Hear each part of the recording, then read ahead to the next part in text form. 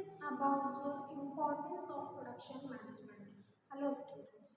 So the topic on which we will discuss today, it is about the totally importance of production management and how it is important from two other point of view or two other factors.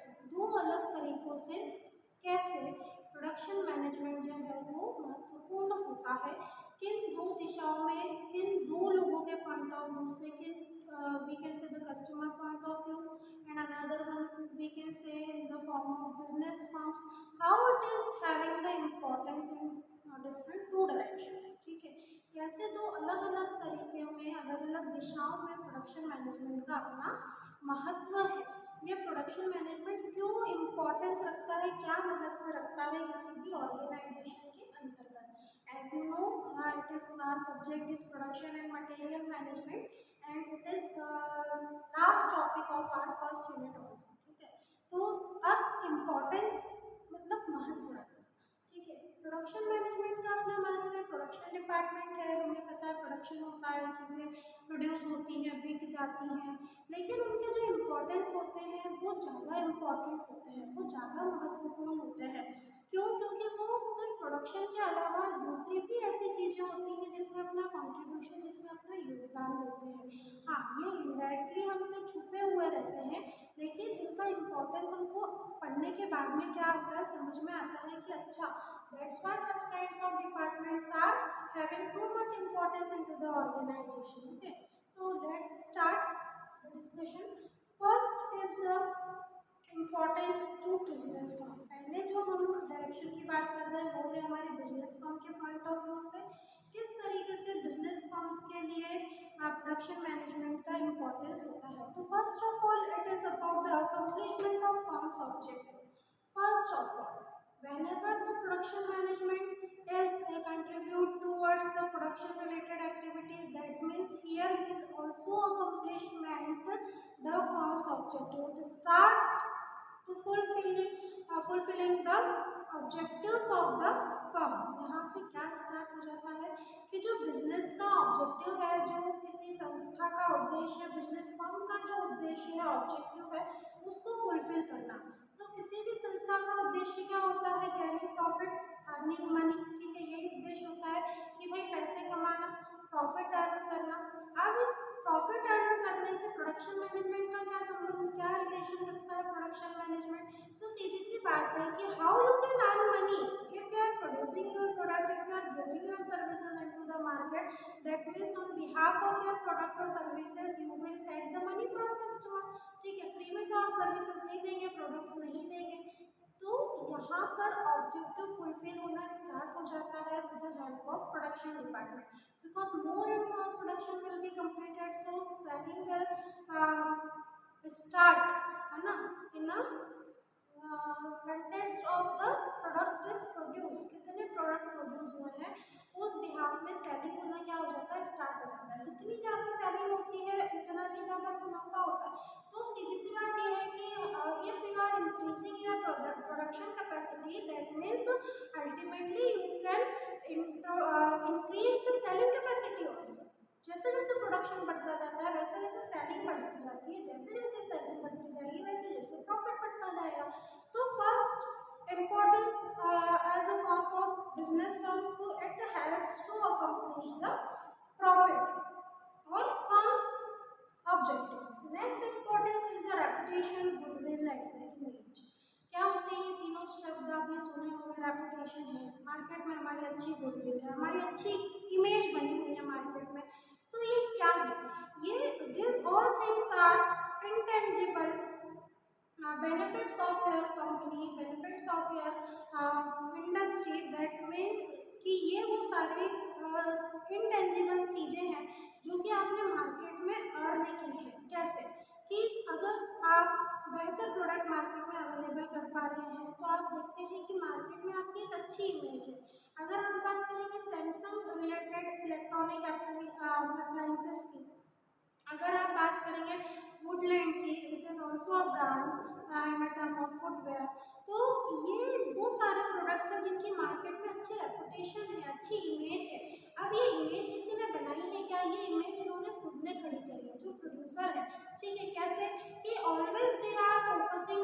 qualitative product. They want to give the best product to the society, to the customer. That's why they are creating their own image into the market, है ना, among the customer. इन्होंने अपनी खुद की create की खुद की छवि इन्होंने मार्केट में बनाई हुई है अपने अच्छे प्रोडक्ट, अपनी अच्छी सेवाएं देकर।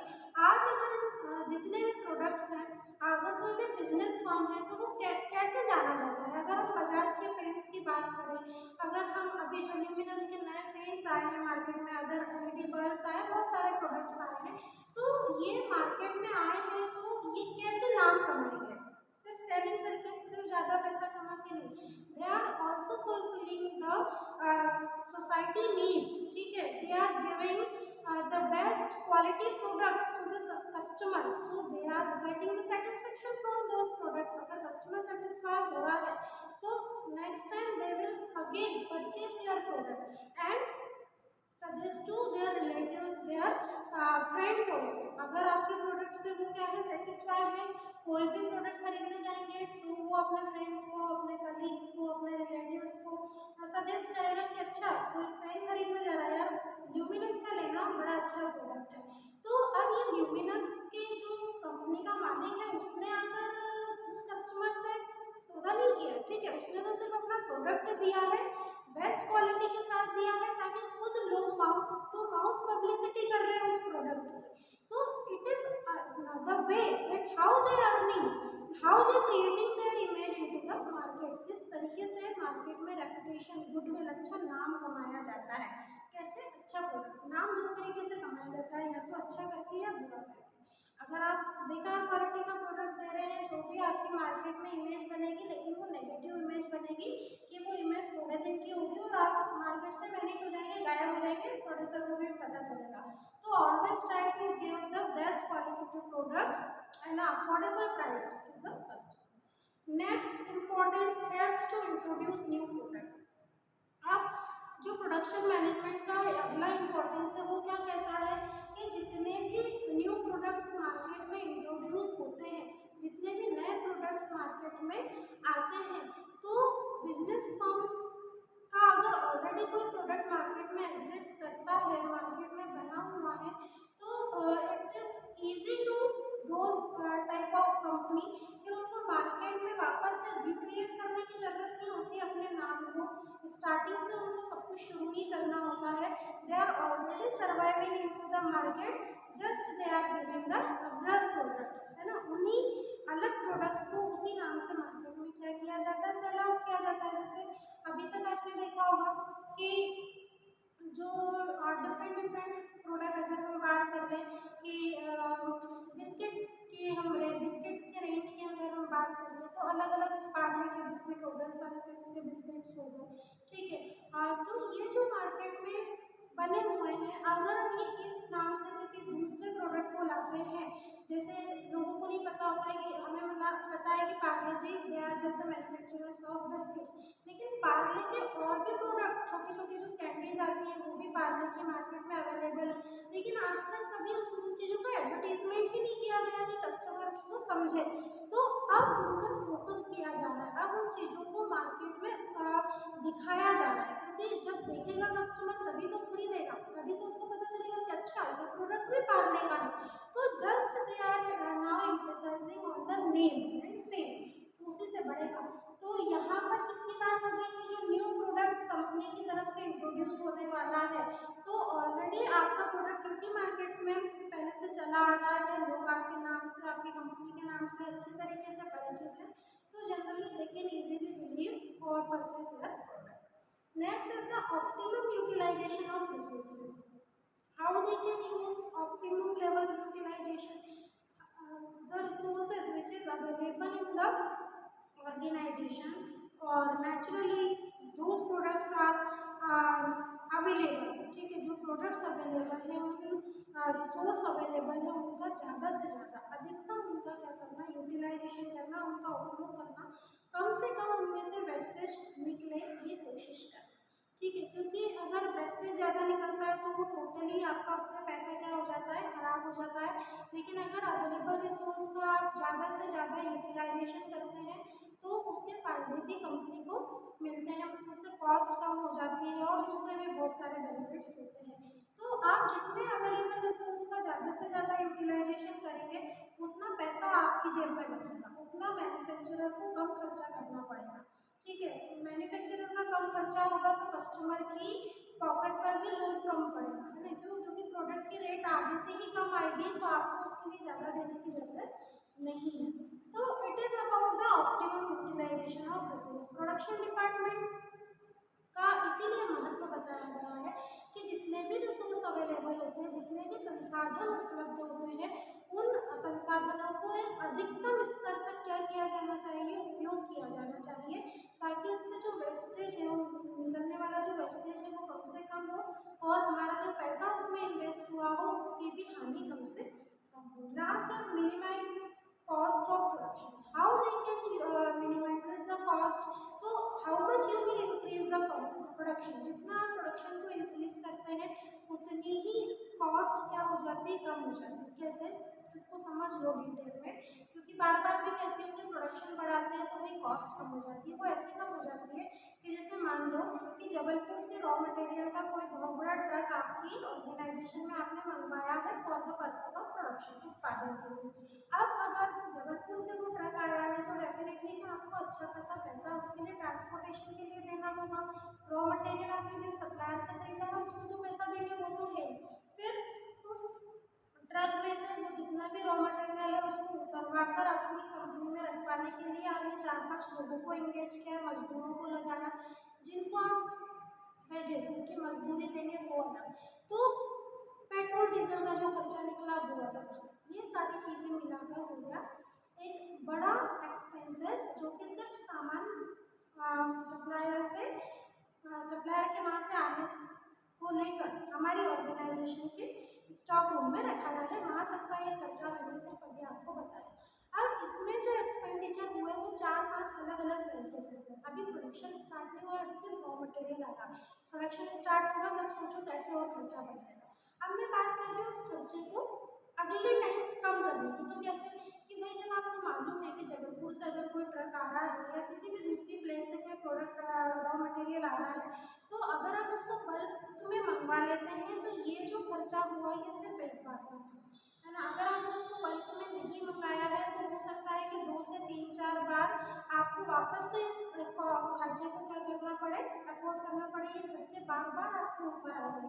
लेकिन अगर आपने एक बार में ही आपकी नीड के अकॉर्डिंग सामान मंगवा लिया तो बार 3-4 दूसरी बार के आपने खर्चों को बचा लिया। अब इन खर्चों को आपने बचा लिया, दैट मीन्स कि नेक्स्ट टाइम जब आप प्रोडक्शन करेंगे तो उन प्रोडक्शन में इन खर्चों को आप ऐड नहीं करेंगे, तो यहाँ से आपकी लागत क्या होगी, कम होगी। आपने उन होने वाले खर्चों को रोक लिया क्योंकि आपने एक साथ ही सारा माल मंगवा लिया, ट्रांसपोर्टेशन डीजल पेट्रोल के लिए पैसे नहीं देने हैं, सप्लायर को बार बार नहीं देना है, जो मजदूर आपने लगाए हैं ट्रक को खाली करने के लिए, कंपनी के अंदर माल को रखवाने के लिए, उनको मजदूरी आपको बार बार देनी नहीं पड़ेगी। और अगर आपने थोड़ा सा भी कहीं लेट कर लिया या आपने नहीं मंगाया पूरा सामान तो ये खर्चे आपको वापस से रिपीट करना और आप जोड़ेंगे उसी प्रोडक्शन में, ठीक है, और अल्टीमेटली बढ़ जाएगी आपके प्रोडक्ट की कॉस्ट बढ़ गई तो प्राइस बढ़ानी पड़ेगी, है ना। तो इसीलिए कहा जाता है कि जितना प्रोडक्शन आप ज़्यादा करेंगे उतनी कॉस्ट आपकी क्या हो जाती है, कम हो जाती है। तो this are the importance for business. Now we will discuss the importance to customer in the society of production management. ये जो प्रोडक्शन मैनेजमेंट के अगले इम्पोर्टेंस है, अगला महत्व है वो क्या है, हायर स्टैंडर्ड ऑफ यूनिट, ठीक है, या लिविंग स्टैंडर्ड की हम बात कर रहे हैं। तो यहाँ पर जो स्टैंडर्ड ऑफ लिविंग बढ़ रहा है,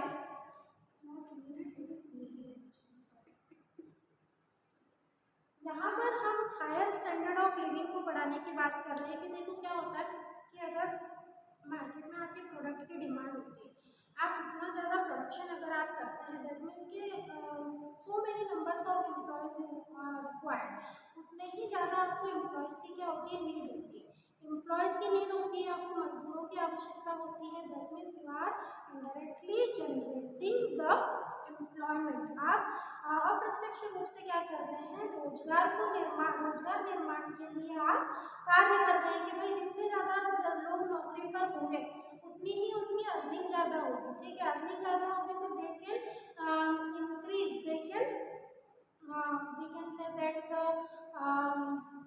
सुधार सकते हैं, वो अपना स्टैंडर्ड ऑफ लिविंग को इम्प्रूव कर सकते हैं, ठीक है।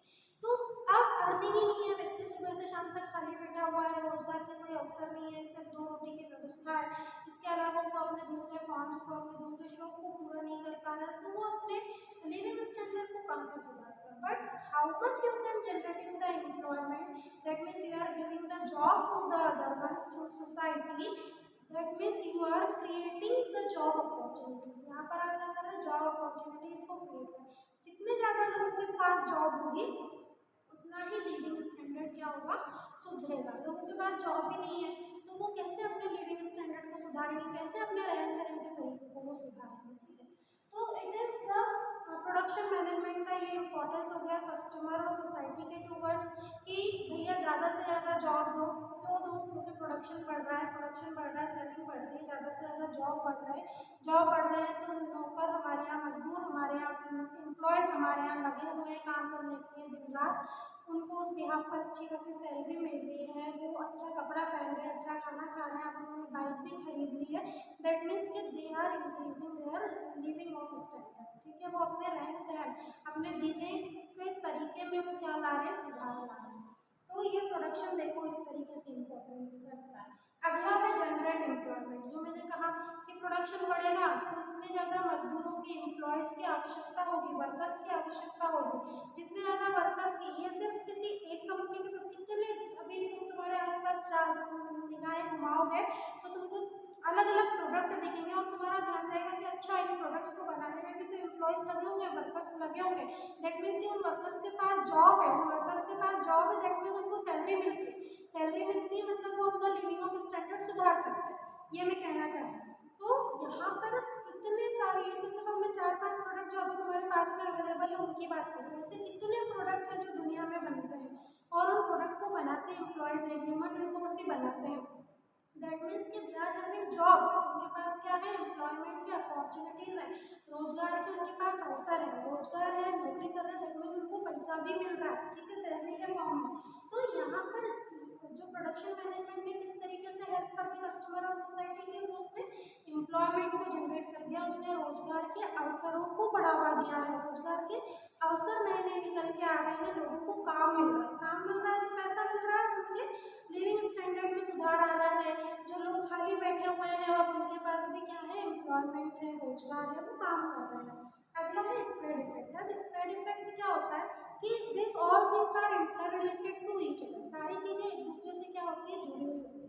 फैलाने का जो प्रभाव है, स्प्रेड इफेक्ट का मतलब होता है कि भाई आपने कोई एक प्रोडक्ट बनाया, उस प्रोडक्ट से जुड़ा हुआ कोई इफेक्ट मार्केट में आया, कैसे कि जैसे अभी तक आपको मालूम है कि इमामी जो बोरोप्लस है, ठीक है, अभी पिछले 2-4 साल पहले तक इमामी बोरोप्लस एंटीसेप्टिक एक क्रीम हमारे सबके घर में अवेलेबल होता था, लोग उसी को जानते थे। लेकिन अब कस्टमर की नीड बढ़ी, कस्टमर की डिमांड बढ़ी, तो इमामी के प्रोडक्ट लाइन में भी क्या हो गया, बढ़ावा हो गया। बोरोप्लस का साबुन अवेलेबल है, ठीक है, बॉडी लोशन अवेलेबल है, बोरोप्लस के दूसरे अदर प्रोडक्ट्स या फिर उसका एक कोई same antiseptic cream but natural form में कोई मार्केट में अवेलेबल है ना, बोरोप्लस का टैल्कम पाउडर मार्केट में अवेलेबल है। इसके 4-5 साल पहले तक ऐसा था क्या, नहीं था। अभी सभी चीज़ें बोरोप्लस इमामी का जो प्रोडक्ट है वो मार्केट में आना शुरू हुआ है। तो ऐसा क्यों हुआ, this is because of spread effect, ठीक है, उसके इफेक्ट को उसने क्या किया है, बढ़ाया हुआ है कि अलग अलग जगहों पर उसके जो प्रभाव है वो अलग अलग देखने को मिल रहे हैं, या फिर उससे कंपटीशन को भी जनरेट किया है, खुद ने भी और दूसरों को भी, और कंपटीशन के अवसर दिए हैं, अपॉर्चुनिटी दी है कि भाई देखो ये बोरोप्लस का साबुन भी आ रहा है। तो अभी तक अगर किसी और जैसे हम देखते हैं बोरोलिन आता है, बोरोलिन एक अदर प्रोडक्ट है, like Boroplus we can say the substitute of each other, दोनों एक दूसरे के सब्स्टिट्यूट है, बट बोरोलिन का भी और कोई मार्केट में अवेलेबल प्रोडक्ट नहीं है। तो नाउ इन फ्यूचर हो सकता है कि वो भी इस तरीके से बोरोप्लस को कम्पीट करने के लिए अपना कोई प्रोडक्ट मार्केट में ले आए, तो ये क्या होगा, स्प्रेड इफेक्ट होता है। नेक्स्ट होता है क्रिएट्स यूटिलिटी। क्रिएट्स यूटिलिटी का क्या मतलब होता है कि उपयोगिता को बढ़ाना। उपयोगिता को कैसे बढ़ाएंगे कि जब कोई प्रोडक्ट किसी कंज्यूमर के द्वारा कंज्यूम किया जाता है, जब उसका उस प्रोडक्ट का यूज़ किया जाता है, तो ऑटोमेटिकली उसकी यूटिलिटी, उसकी उपयोगिता क्या होती जाती है, बढ़ती जाती है उस प्रोडक्ट की। उस प्रोडक्ट की, जैसे मैंने अगर कोई प्रोडक्ट कंज्यूम किया तो हो सकता है कि I will suggest to my family, my friends, my relatives also कि भाई ये प्रोडक्ट बहुत अच्छा है, इसको आपको क्या करना चाहिए, यूज़ करना चाहिए। तो उस प्रोडक्ट की उपयोगिता को आपने क्या कर दिया, बढ़ा दिया। अब नेक्स्ट टाइम जिन लोगों को मैंने सजेस्ट किया है, they will also purchase it, वो लोग भी उस प्रोडक्ट को क्या करेंगे, परचेज करेंगे। तो यहाँ पर सोसाइटी में, कस्टमर्स के बीच में उस प्रोडक्ट्स की यूटिलिटी को क्या किया जाता है, बढ़ाया जाता है। जिन प्रोडक्ट्स का लोगों को उपयोगिता नहीं मालूम है कि इस प्रोडक्ट के क्या यूज़ है, उससे उन लोगों में जागरूकता लाई जाती है कि इन प्रोडक्ट्स को यूज़ करके हमें ये बेनिफिट्स हो सकते हैं। और लास्ट है हमारा बूस्ट इकोनॉमी। कैसे इकोनॉमी को बूस्ट करते हैं कि भाई जितना ज़्यादा प्रोडक्शन होता है, बिक्री होती है, लोगों के बीच में उपयोगिता बढ़ती है प्रोडक्ट्स को खरीदने की, कंज्यूम करने की, उतना ही कंट्रीब्यूशन जाता है हमारी इकोनॉमी में, हमारी अर्थव्यवस्था में। तो प्रोडक्शन हो रहा है, एम्प्लॉय की ज़रूरत लग रही है, एम्प्लॉयज़ को सैलरी मिल रही है, हमारा जीडीपी रेट ऊपर जा रहा है, ठीक है, ग्रॉस डोमेस्टिक प्रोडक्ट की वैल्यू बढ़ रही है। तो उस बिहाफ पर जो इकोनॉमी होती है वो क्या हो जाती है, बढ़ती जाती है। क्योंकि अगर हम पर कैपिटा इनकम निकालते हैं कि that means how many peoples are engaging in the job, उन लोगों का रेशो निकाला जाता है। तो उस रेशो में जो एक नंबर आता है, उससे ये आइडेंटिफाई किया जाता है कि भाई हमारी इकोनॉमी में कितना सुधार हुआ है, हमारी अर्थव्यवस्था में कितना सुधार हुआ है। तो अल्टीमेटली सिर्फ इतना सा समझ लो कि प्रोडक्शन जितना ज़्यादा बढ़ेगा, बिक्री जितनी ज़्यादा होगी, जितने नंबर ऑफ एम्प्लॉयज़ इंगेज रहेंगे, जितने लोगों को नौकरी मिली होगी, उतनी ही इकोनॉमिक कंडीशन क्या हो जाएगी, सुधर जाएगी। क्योंकि अगर लोगों के पास रोजगार है तभी तो वो दूसरे नए नए उत्पादों को खरीदेंगे, वरना वो उनको खरीदेंगे क्या, पैसे नहीं है तो कैसे खरीदेंगे। अब अगर प्रोडक्ट को लोग कंज्यूम ही नहीं कर रहे हैं, उसको परचेस ही नहीं कर रहे हैं, तो जो प्रोड्यूसर है, जो मैन्युफैक्चरर है, उसकी अर्निंग कहाँ से होगी, उसके पास पैसा कहाँ से आएगा। तो ultimately this all factors are inter related to each other, we can say they are dependent on each other. सभी एक दूसरे से जुड़े हुए हैं, सभी एक दूसरे के ऊपर आधारित हैं। तो जितना ज़्यादा अगर प्रोडक्शन बढ़ता जाएगा, जितनी ज़्यादा सेलिंग बढ़ती जाएगी, स्टैंडर्ड ऑफ लिविंग बढ़ेगा। फिर हम बात कर रहे हैं यहाँ पर न्यू प्रोडक्ट्स को लॉन्च करने में मदद मिलेगी और कॉस्ट मिनिमाइज होगा, ठीक है, और यूटिलिटी, उपयोगिता लोगों के बीच में उतनी ज़्यादा पता चलेगी और एम्प्लॉयमेंट का जनरेशन होगा। तो ये सारी चीज़ें एक दूसरे के ऊपर क्या करती हैं, निर्भर करती हैं। तो सीधी सी बात है कि जितना आप प्रोडक्शन मैनेजमेंट को डीप में पढ़ेंगे, जितने उसके महत्व को समझेंगे, ऑटोमेटिकली आपको समझ में आता जाएगा कि how much production is important in today's world. कितना ज़्यादा वो इम्पोर्टेंट रखता है आज की दुनिया में, कितना ज़्यादा उसका महत्व है। क्योंकि सारी चीज़ें इस प्रोडक्शन से जुड़ी हैं। प्रोडक्शन के खुद के अपने महत्व हैं, लोगों को नौकरी देना, बिक्री करना, अर्थव्यवस्था में मदद करना, and so on so. So this is the topic which is complete now, and with the completion of our topic, our first unit is also completed. In next video we will start our second unit of production and material